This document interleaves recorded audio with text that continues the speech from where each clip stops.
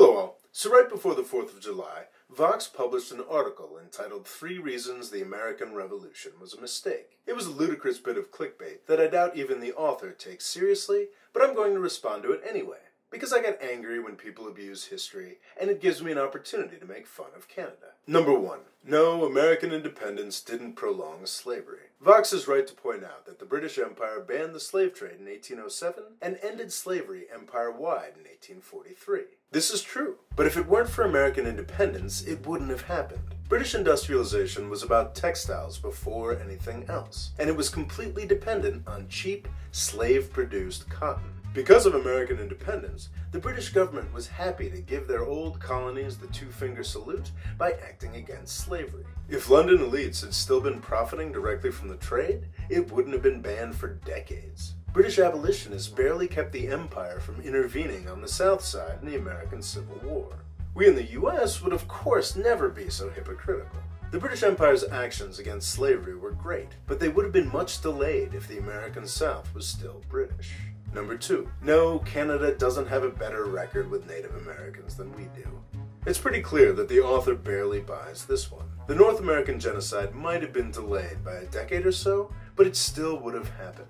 Native Americans got a slightly better deal in Canada, but that's only because nobody wanted to go there. US population in 1800 was around 5 million people. Canada took another 100 years to get to that point. Even after a near doubling of Canadian population in the past 50 years, it still only got a tenth as many people on a comparable plot of land. Canada wasn't able to be as brutal as we were because they had too much land and not enough people.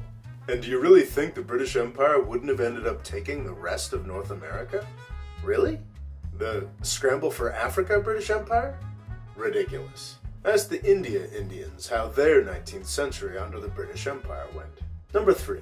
No, the United States would not be in better shape under the British system. The US system has been in fashion and it's been out of fashion. It's worked pretty well for 230 odd years, and that's a hell of a lot more than any other system can say, the British included. The British parliamentary system was window dressing for an aristocratic oligarchy well into living memory. And its unitary we-get-things-done system has spent its 4 or 5 decades of legitimately democratic existence creating a finance-based monoculture of an economy. You'll forgive me for not being impressed. The whole point of the revolution was the ridiculousness of governing a country the size of ours through one parliament. Some say that we're in the midst of another one of our periodic crises of government.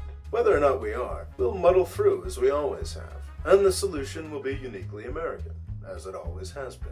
The whole deeply troubling and triumphant mess that is US history began with our independence struggle, and Vox should be more respectful of it, no matter how many clicks they get by being snarky. Thanks for watching. Please subscribe.